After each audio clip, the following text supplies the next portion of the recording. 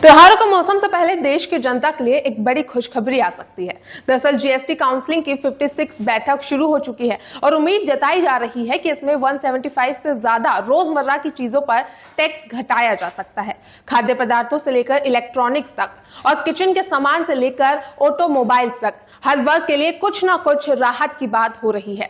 तो अब जब महंगाई लगातार लोगों की जेब पर असर डाल रही है, ऐसे में ये जीएसटी रिफॉर्म एक बड़ा गेम चेंजर बन सकता है। आपको बता दें, ये बैठक 2 दिन तक चलेगी और कल इसके नतीजे सामने आ सकते हैं।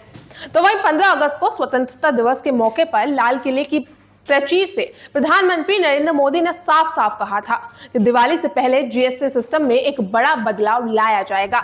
इस ऐलान ने न सिर्फ इंडस्ट्री में हलचल मचा दी थी, बल्कि आम जनता के बीच भी उम्मीदें जगा दी। तो वहीं जीएसटी को और ज्यादा सरल और प्रभावी बनाने की दिशा में अब यह पहली बड़ी मीटिंग हो रही है, जिसमें कि उस रिफॉर्म को लागू करने की ठोस योजना बनाई जा सकती है।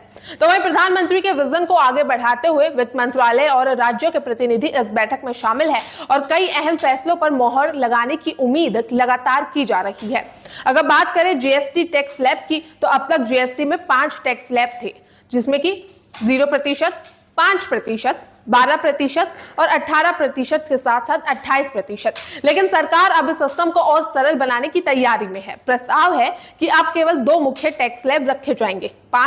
18% और 28% वाले स्लैब में जो वस्तुएं थी, उन्हें हटाकर 18% में शिफ्ट किया जा सकता है। इसी तरह 12% टैक्स वाली चीजें 5% के स्लैब में आ सकती है। बस अब कुछ चुनिंदा वस्तुएं ही होंगी जो 40% टैक्स स्लैब में रहेंगी, और ये वो आइटम होंगे जो या तो लग्जरी कैटेगरी में आते हैं या फिर स्वास्थ्य के लिए हानिकारक माने जाते हैं, जैसे कि सिगरेट, शराब, हाई एंड कार्स और ये सब। ये कदम टैक्स सिस्टम को न केवल सरल बनाएगा, बल्कि टैक्स चोरी और जटिलताओं को भी कम करेगा। तो वहीं अगर मीडिया रिपोर्ट्स की माने, तो मीडिया रिपोर्ट्स के मुताबिक जीएसटी काउंसलिंग तक को जो प्रस्ताव पहुंचा है, उसमें करीब 170 से ज्यादा प्रोडक्ट्स को सस्ता करने की बात की गई है। इसमें सबसे पहले बात करें खाने पीने की चीजों की, जैसे कि घी, मक्खन, cheese, ready to eat food items, jam, अचार, मुरब्बा, फ्रूट जूस और स्नैक्स जैसी आम जरूरतों की चीजें। ये सामान हर घर की जरूरत है और इन पर टैक्स घटाना सीधा फायदा ग्राहकों को मिलेगा। इसके अलावा घरेलू इलेक्ट्रॉनिक जैसे कि air conditioner, refrigerator, TV, solar water heater, यहां तक कि ट्रैक्टर और ऑटोमोबाइल्स भी इस रेट कट के दायरे में आ सकते हैं। मतलब अब जरूरी चीजों के साथ साथ बड़ी खरीदारी भी पॉकेट फ्रेंडली हो सकेगी। तो वही अगर ये सभी प्रस्ताव पास हो जाते हैं, तो देश की टैक्स व्यवस्था में और भी बड़े बदलाव आएंगे। अभी जहां औसतन हर चीज पर करीब 11.5% की जीएसटी दर लगती है, 170 चीजों की दरें घटने के बाद ये औसत घटकर 10% से भी नीचे आ सकती है। इसका मतलब बाजार में मांग बढ़ेगी, लोग ज्यादा खरीदारी करेंगे और इससे इकोनॉमी को भी बूस्ट मिलेगा। हालांकि सरकार को इससे राजस्व में थोड़ी गिरावट झेलनी पड़ सकती है, लेकिन लॉन्ग टर्म में ज्यादा कलेक्शन की वजह से ये टैक्स कलेक्शन में बढ़ोतरी की उम्मीद है। सरकार का मानना है कि कम टैक्स ज्यादा खपत का फॉर्मूला आगे चलकर सबके लिए फायदेमंद हो सकता है। तो इस बैठक में सिर्फ रोजमर्रा की चीजों पर ही नहीं, बल्कि हेल्थ और लाइफ इंश्योरेंस जैसी अहम सेवाओं पर भी राहत देने की चर्चा हो सकती है। प्रस्ताव यह है कि स्वास्थ्य बीमा और जीवन बीमा प्रीमियर पर जीएसटी पूरी तरीके से हटा दिया जाए। अभी इन पर जहां 18% जीएसटी लगता है, वो बीमा को महंगा बना देता है। अगर ये छूट मिलती है तो आम आदमी को इलाज और जीवन सुरक्षा दोनों सस्ते में मिल सकते हैं। हालांकि इस फैसले से सरकार को हर साल करीब 9,700 करोड़ रुपए के राजस्व का नुकसान हो सकता है, लेकिन सामाजिक दृष्टिकोण से ये एक साहसी और सहानुभूतिपूर्ण कदम माना जा रहा है। वही जीएसटी काउंसलिंग की ये मीटिंग 2 दिन की है और अंतिम फैसलों का ऐलान कल होने की उम्मीद है। अगर मंत्रियों के समूह ने जो प्रस्ताव दिए हैं, उन्हें मंजूरी मिलती है, तो दिवाली से पहले आम आदमी को बड़ा तोहफा मिल सकता है। महंगाई के इस दौर में हर छोटी से छोटी राहत को बड़ी अहमियत मानी जा रही है।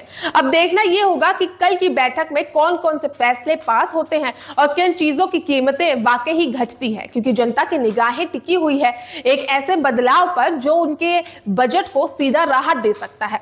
हालांकि राजनीतिक पार्टियों का भी अलग अलग रिएक्शन इस पूरे मामले पर आ रहा है, तो चलिए अब आपको सुनाते हैं कि आखिर कौन क्या कह रहा है। जीएसटी 2.0 नरेंद्र मोदी जी ने बड़े रिफॉर्म्स, बड़े सुधार और रेट में भी बड़े रिवीजन का ऐलान लाल किले की प्राचीर से स्वतंत्रता दिवस के अवसर पर किया है।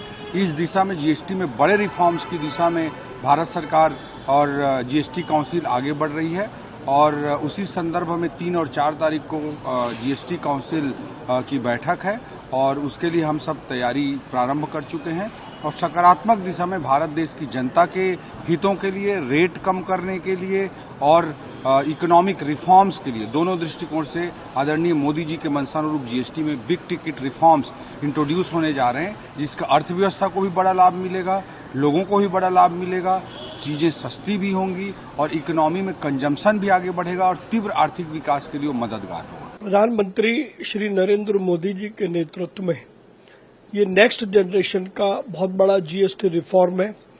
पूरे देश के व्यापारी 3 और 4 तारीख की इस बैठक की ओर देख रहे हैं और पूरी उम्मीद है कि इस बैठक के बाद जो जीएसटी रिफॉर्म की घोषणा होगी उसमें जहां करों के स्लैब में कमी होगी, वहीं बड़ी मात्रा में बहुत सारी वस्तुएं ऊंचे स्लैब से निकाल करके नीचे के स्लैब में लाई जाएंगी। उससे न केवल व्यापारियों को बल्कि आम उपभोक्ता को भी फायदा होगा। I think we are supporting the move of Prime Minister. Some views will be to lower down GST to 5% and 18%, 2 slab. So that will be our position.